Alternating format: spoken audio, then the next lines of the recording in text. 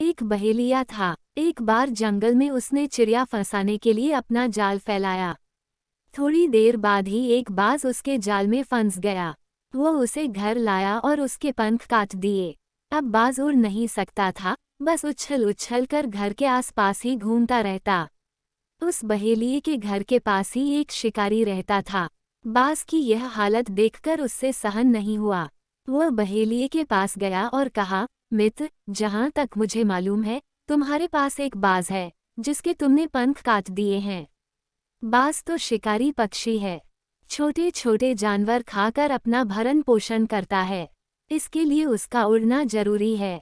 मगर उसके पंख काटकर तुमने उसे अपंग बना दिया है। फिर भी क्या तुम उसे मुझे बेच दोगे?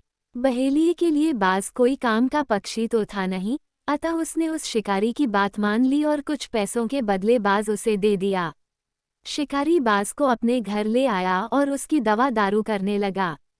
2 माह में बाज के नए पंख निकल आए। वे पहले जैसे ही बड़े थे। अब वो उड़ सकता था। जब शिकारी को यह बात समझ में आ गई तो उसने बाज को खुले आकाश में छोड़ दिया। बाज ऊंचे आकाश में उड़ गया। शिकारी यह सब देखकर बहुत प्रसन्न हुआ। बाज भी बहुत प्रसन्न था और शिकारी बहुत कृतज्ञ था। अपनी कृतज्ञता प्रकट करने के लिए बाज एक खरगोश मारकर शिकारी के पास लाया। एक लोमड़ी, जो यह सब देख रही थी, बाज से बोली, मित्र, जो तुम्हें हानि नहीं पहुंचा सकता उसे प्रसन्न करने से क्या लाभ? इसके उत्तर में बाज ने कहा, व्यक्ति को हर उस व्यक्ति का एहसान मानना चाहिए जिसने उसकी सहायता की हो और ऐसे व्यक्तियों से सावधान रहना चाहिए जो हानि पहुंचा सकते हों। सीख, व्यक्ति को सदा सहायता करने वाले का कृतज्ञ रहना चाहिए।